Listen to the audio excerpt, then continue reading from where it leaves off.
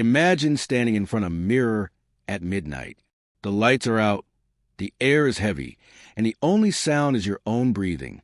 You whisper a name once, twice, 3 times, Bloody Mary. Your reflection stares back, but suddenly it feels different. The shadows seem to shift, the glass seems to ripple, and you are no longer sure if you are alone. For generations, children across America have dared each other to try this ritual. Some laugh it off as nothing more than a silly game. Others swear they saw something in the mirror. Pale faces, glowing eyes, blood that dripped where it should not. No one can prove it, but no one can forget it either. Why do kids keep trying this terrifying ritual? Is it just imagination, a trick of the brain, or something much darker waiting behind the glass? Tonight, we step into one of America's most chilling urban legends, the story of Bloody Mary. Picture this.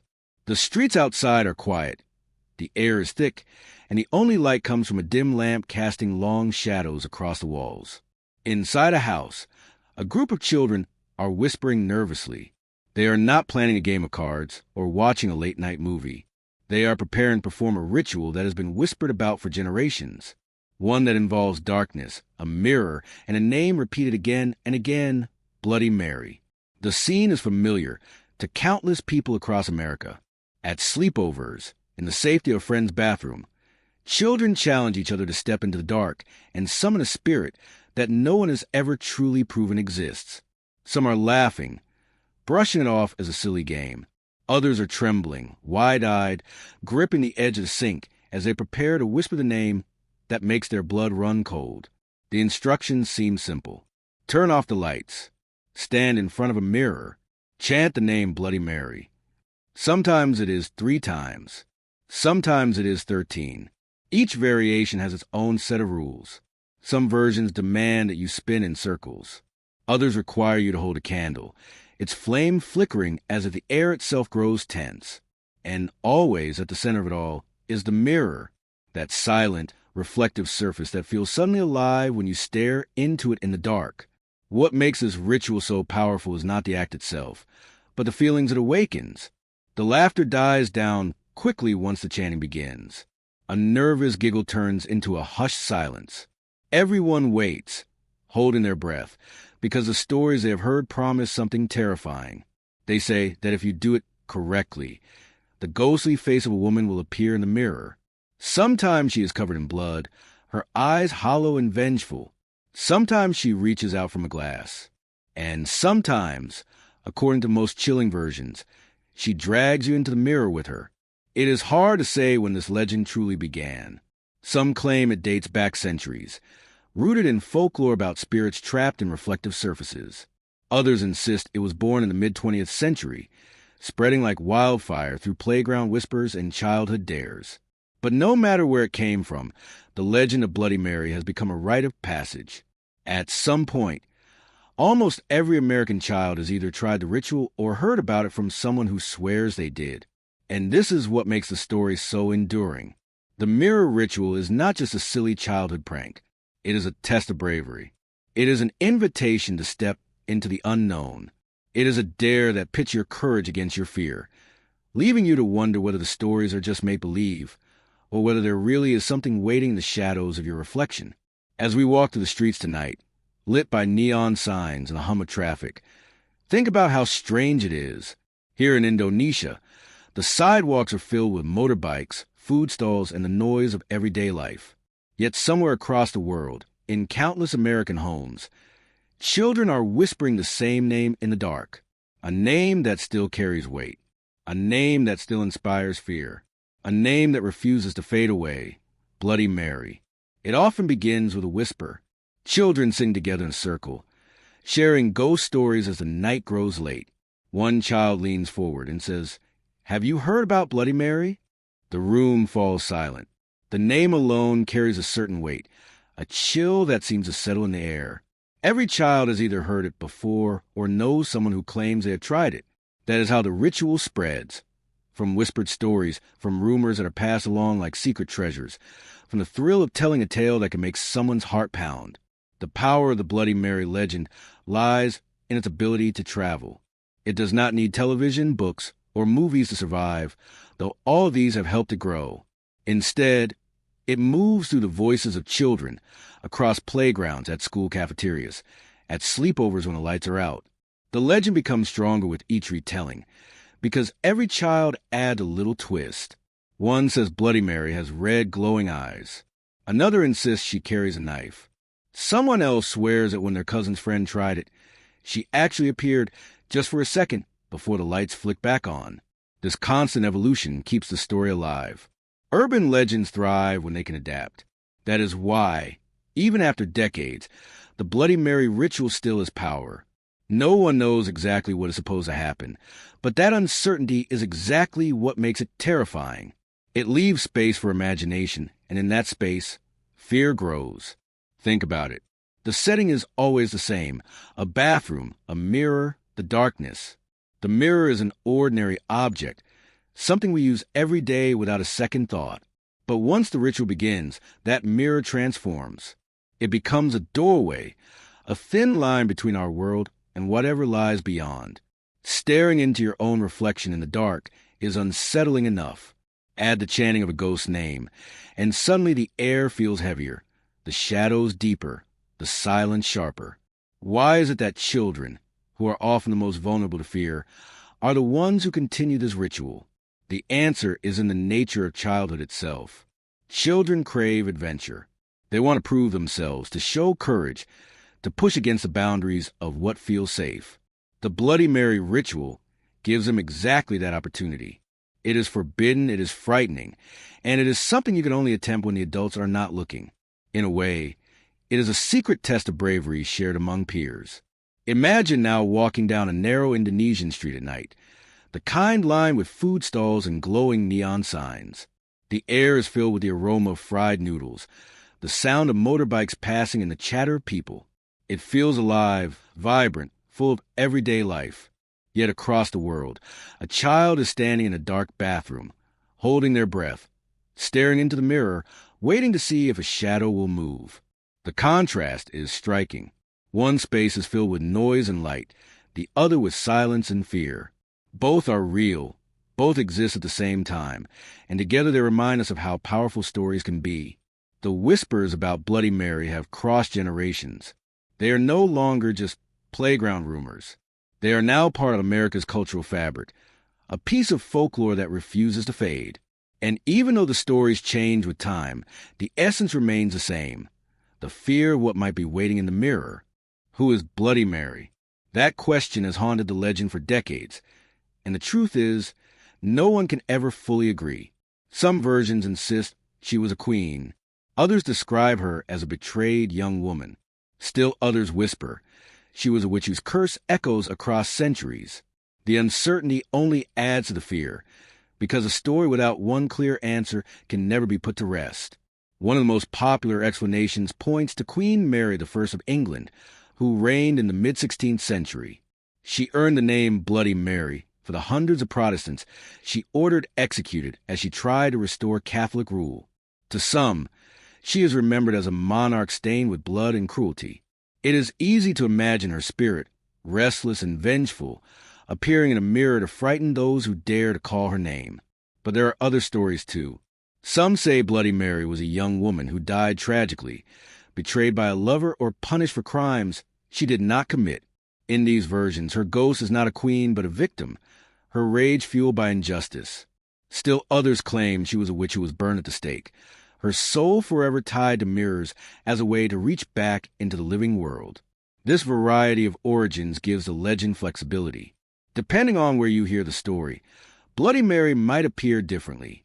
Sometimes she is regal and cold, a queen glaring down with merciless eyes.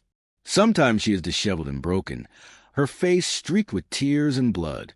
And sometimes she is a figure of pure horror, her mouth twisted, her hands clawed at the glass, her presence overwhelming. What is fascinating is how each version of the story reflects something deeper about human fear. A queen represents authority and punishment. A betrayed woman embodies tragedy and vengeance. A witch symbolizes the unknown, the forbidden, the dangerous power of secrets. By leaving her identity unclear, the legend allows people to project their own fears into the story. When you look into the mirror, You are not just summoning Bloody Mary. You are summoning whatever frightens you the most. Now imagine walking past the glass windows of shops on a busy Indonesian street. Each window reflects the neon lights, the passing motorcycles, and your own face as you move. Ordinary reflections, nothing more. But in the context of the legend, even these ordinary surfaces feel different. What if, for just a moment, another face appeared beside yours? What if the reflection did not follow your movements? That is the unsettling thought that has made mirrors both fascinating and terrifying for centuries. Children may not know the history, but they feel the weight of the story. They understand that when they whisper her name, they are stepping into something older, darker, and much larger than themselves. And once the chanting begins, the identity of Bloody Mary does not matter. What matters is the fear that grows in their chest, the certainty that someone, is waiting on the other side of the glass. Imagine the setting. A bathroom in a suburban American house. The lights are switched off and the door is closed tight. A candle flickers, casting long, trembling shadows on the tiled walls. In the silence, a group of children gather, huddled together, daring each other to go through with it. The instructions have already been whispered. Stand in front of the mirror, hold your breath, and chant her name. Bloody Mary, Bloody Mary, Bloody Mary. The sound is soft at first, almost playful, but with each repetition, the words grow heavier. The candle flame bends as if caught in an invisible draft, though the windows are shut. One child swears they see movement in the glass, a shift in the reflection that does not match their own. Another gasps, convinced they heard a faint voice echo back. Fear spreads quickly, stronger than any ghost. Even the bravest child feels it, an icy sensation crawling across the skin, a heartbeat quickening until every nerve screams to run. This is the moment that makes the ritual unforgettable. Whether or not anything truly appears, the fear itself is real. Children claim to see pale faces, red eyes, blood dripping down the reflection. Others insist they felt a hand reaching out from the mirror, or that the glass seemed to ripple like water. Some remember nothing except the silence that followed, the suffocating tension that left them trembling. The rules of the ritual vary from place to place, but the structure is always the same. Darkness, a mirror, a name repeated until it feels alive. Some versions demand spinning in circles. Others require you to light a candle and stare into flame while chanting. In a few stories, you must let a drop of water fall into the sink, symbolizing the thin veil between life and death. The details change, but the outcome is always the same, the possibility that something will answer from the other side. Psychologists explain this fear as a trick of the mind. Staring into a mirror for too long can cause strange distortions. Our brain struggles to process the same image without change, so it begins to invent movement, shapes, even faces that are not really there. Add the dim light of a candle, the tension of chanting, and the expectation of something terrifying, and it becomes almost certain that you will see or feel something unusual. For a child, those illusions are more than enough to believe that Bloody Mary has arrived. Now, picture yourself walking down an Indonesian alley at night. The shops are closing, metal shutters rattling down. Neon lights flicker, and puddles on the ground mirror the glow of passing motorbikes. Every reflection, every shadow seems alive. It is easy to understand how a child in America, standing in a dark bathroom, could believe that the mirror is no longer safe. Because here, even in the bustling streets filled with sound, a single distorted reflection in the water could make you pause and wonder, who is really staring back at me? The ritual is powerful because it transforms the ordinary into the extraordinary. A bathroom becomes a stage. A mirror becomes a portal. A whispered name becomes a spell. Children walk away from the ritual laughing, screaming, or swearing never to try it again. Yet, deep down, each one carries the memory, the moment when they were not sure if they were alone. That memory lingers, and it keeps the legend alive. And so, even today, new generations step into the dark, strike a match, and whisper the same name. The ritual unfolds again and again, fueled not by proof of ghosts, but by the thrill of fear itself. Fear has always been part of the human experience. It protects us from danger, sharpens our senses, and sometimes even saves our lives. But fear can also deceive us. It can twist ordinary things into something sinister. That is why the ritual of Bloody Mary continues to have power, not because a ghost is proven real, but because fear itself can feel more real than anything else. Scientists have studied what happens when we stare into a mirror in low light. They call it the Troxler effect. When you fix your gaze on one point for too long, your brain begins to blur out other details. In the dim glow of a candle, your face may shift, stretch, or even vanish for a moment.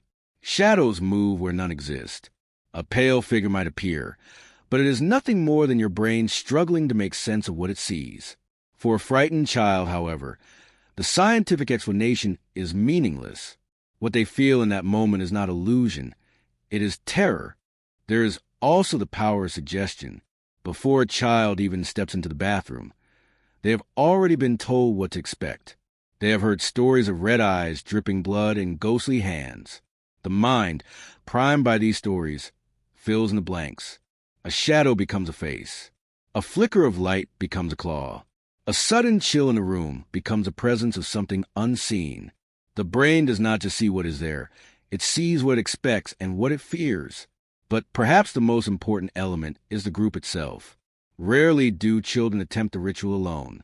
They are almost always surrounded by friends, each daring the other to continue, each gasping, whispering, and feeding the tension. Psychologists call this social contagion. Fear spreads like fire. One child claims to see something, and suddenly everyone sees it. One child screams, and the rest are convinced it is real. In this way, the ritual becomes less about a ghost in a mirror and more about the invisible energy of shared fear. Now imagine this while walking down a crowded Indonesian street at night. A group of friends laugh nervously as they pass by dark alleys, pointing at shadows that seem to move. None of them are truly in danger, but the laughter hides their unease. The city is alive with sounds, the rumble of motorcycles, the crackle of street food cooking, the distant music of a shop still open. And yet, even here, far away from America's ghost stories, you can feel how easily fear takes root. A flicker of shadow, a reflection in a puddle, a whisper carried by the wind. Suddenly, the ordinary feels haunted. This is the essence of the Bloody Mary ritual. It is not only about a mirror or a ghost. It is about how fear works. It is about how the human mind turns silence into voices, shadows into figures, and reflections into something dangerous. And once that fear is felt, once the heart races and the skin tingles, the experience becomes unforgettable. That is why children keep coming back to the ritual. Not because they are certain she exists, but because the fear itself is addictive. It is a thrill unlike any other, a surge of adrenaline that makes them feel alive. They whisper her name not to prove the ghost is real, but to test themselves, to find out how much fear they can endure before it overwhelms them. Mirrors have always fascinated humanity. They are simple objects, just glass backed with a reflective surface. Yet across cultures and centuries, they have carried heavy symbolic meaning. To some, they are tools of vanity, showing us how we look. To others, they are windows to the soul, capable of revealing truths hidden from the naked eye. And in the world of superstition, mirrors are far more than glass. They are portals. Ancient traditions believe mirrors could capture a person's spirit. That is why in many cultures, when someone dies, the mirrors in the house are covered. The reflection, it was said, could trap the wandering soul, keeping it from moving on. In some regions of the world, people even avoided mirrors at night, fearing that the darkness made them vulnerable to spirits peering through. A mirror in daylight was harmless.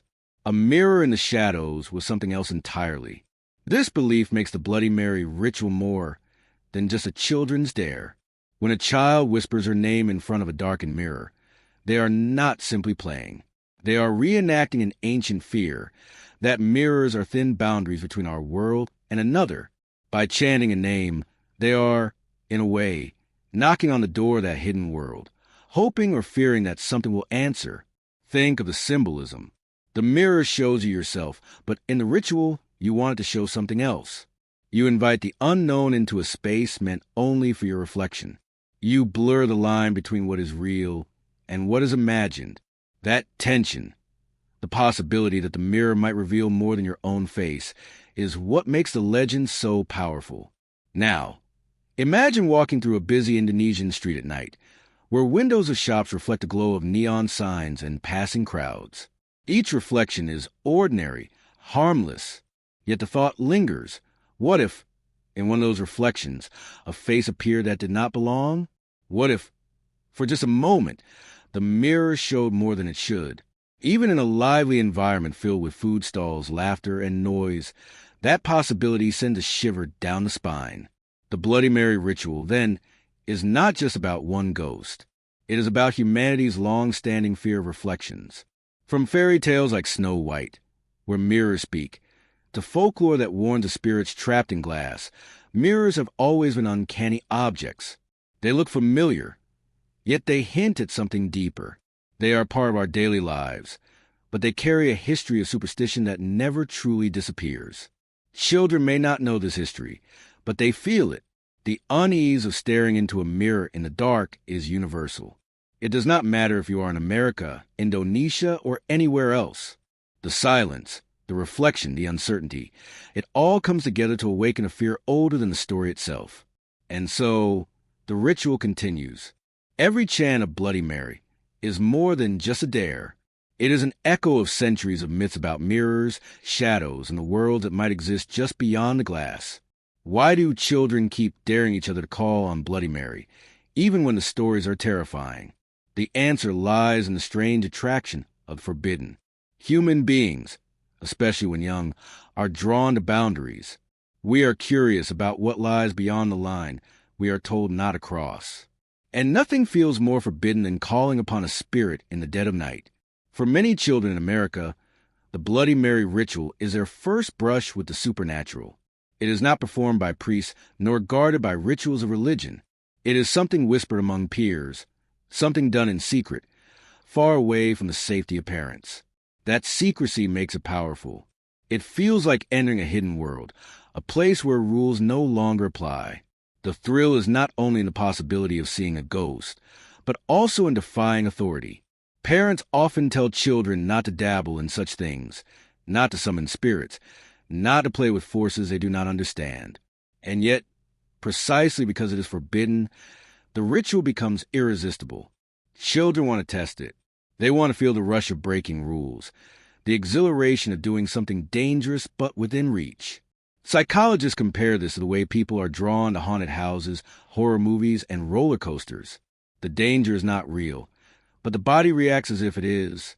The heart pounds, the skin prickles, and adrenaline surges through the veins. Fear becomes entertainment.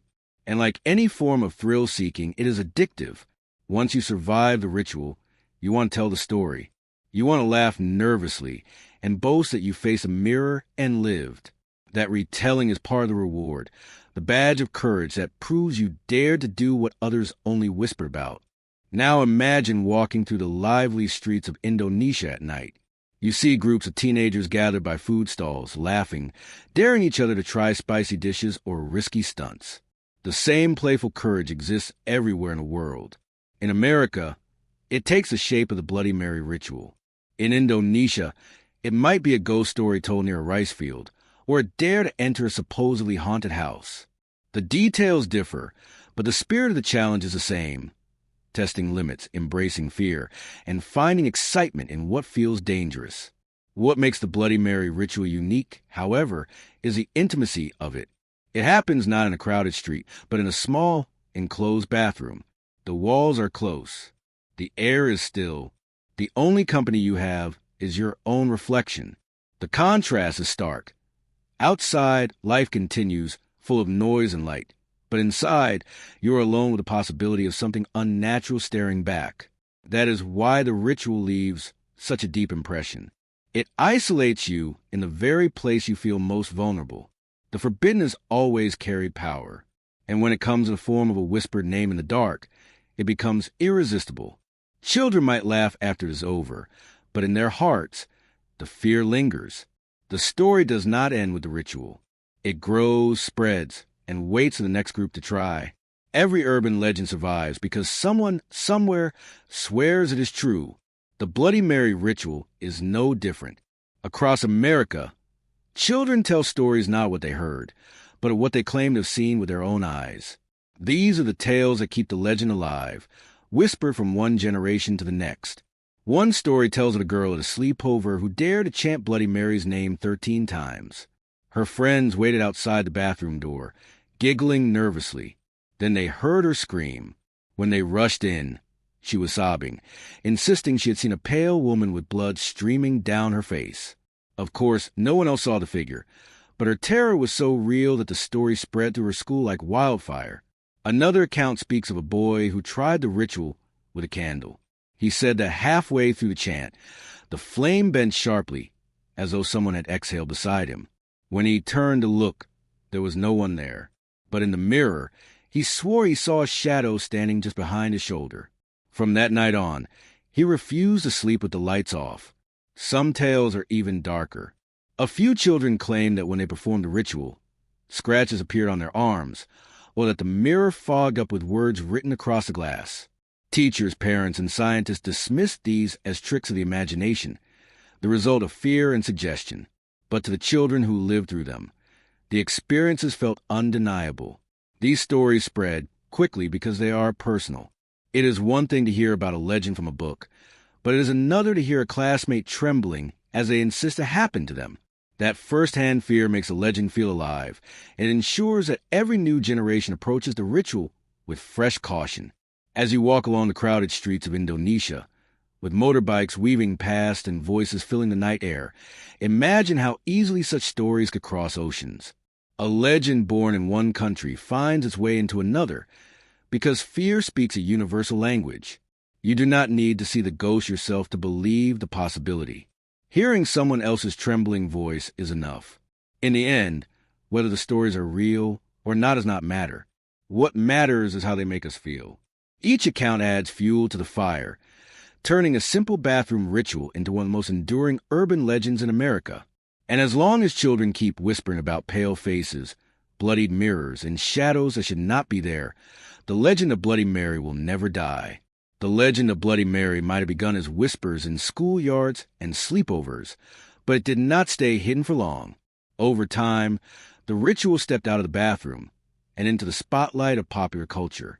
Movies, books, and even television shows began to retell the story, each one adding new layers of fear. Horror films in particular seize upon the image of a ghostly woman appearing in a mirror. Scenes of characters chanting her name in the dark became cinematic shorthand for childhood dares and the dangers of summoning forces beyond control. For audiences, these depictions blurred the line between playground rumor and supernatural truth. Once you see Bloody Mary on a giant movie screen, her presence feels larger, more vivid, and somehow more real. Books about folklore and urban legends also carried the ritual into classrooms and libraries. What began as secretive whispers became printed words, recorded as part of America's cultural heritage. Teachers taught about it as an example of modern mythology, while children read about it with wide eyes, eager to test whether the stories were true. And then came the internet. The digital age gave Bloody Mary a new home, one even more powerful than schoolyards or television screens. Videos of children attempting the ritual appeared online, their nervous laughter turning into screams as the lights flickered or shadows shifted. Some of these videos were staged. Others were real reactions fueled by fear. But either way, they spread quickly, reaching millions of viewers across the world. The internet thrives on shared experiences, and the Bloody Mary ritual is perfect for it. It is simple, it is dramatic, and it always produces strong reactions. Even skeptics are drawn in, curious to see whether anything unusual happened. Every click, every share, keeps the legend alive, ensuring that new generations continue to whisper her name in the dark. Now imagine this contrast. Walking through an Indonesian street at night, you see young people scrolling on their phones while sitting at food stalls, their screens glowing against the darkness. Some of them are watching the very same videos of Bloody Mary rituals being attempted thousands of miles away. Fear that once belonged to American children in suburban bathrooms is now being felt by teenagers across the globe. The legend has escaped borders, transformed into something universal. Popular culture has given Bloody Mary a permanence that whispers alone could not. She is no longer just a name muttered in the dark. She is a character recognized around the world, a symbol of childhood fear and the unknown. And with each retelling, she grows stronger, more vivid, more difficult to ignore. The bathroom ritual may be small and intimate, but its echo has become vast. Bloody Mary has moved from shadows into the bright lights of movies, books, and endless online videos. And in doing so, she has secured her place not just as a playground legend, but as one of the most enduring figures of modern folklore. The story of Bloody Mary is not only about ghosts, mirrors, or rituals whispered in the dark. It is about the way fear shapes us, how imagination transforms ordinary spaces into stages for the supernatural. A mirror in daylight is just glass, but in darkness, with a name chanted into the silence, it becomes a doorway. Generations of children in America have tested themselves against that doorway. They step into the bathroom, close the door, and dare the mirror to reveal something beyond their own reflection. Some walk out laughing, relieved that nothing happened. Others emerge pale, swearing they saw eyes staring back at them. Whether those visions were illusions, tricks of the brain, or something unexplainable, the memory lingers. That is why the legend endures. Folklore survives because it speaks to something deep within us. We all know the feeling of staring into the unknown, of wondering what might happen if we call upon it. Bloody Mary is not just a ghost story. It is a ritual of courage, curiosity, and shared fear. It binds children together in whispers and dares, and it binds generations together in stories that refuse to fade. Even today, as you walk through busy Indonesian streets filled with neon lights, honking horns, and the smoke of street food drifting through the air, you cannot escape the thought. What if you stopped in front of a shop window, staring at your reflection as the night closed in? What if, in that reflection, something moved that should not have? What if a face appeared, waiting for you to speak her name? That is the true power of the legend. It does not stay locked in bathrooms or confined to playground whispers. It follows you wherever there is a mirror, wherever there is darkness, wherever there is a human desire to test the boundaries of fear. The reflection stares back, silent, patient, waiting, and somewhere in that silence, the name still echoes, Bloody Mary, Bloody Mary, Bloody Mary.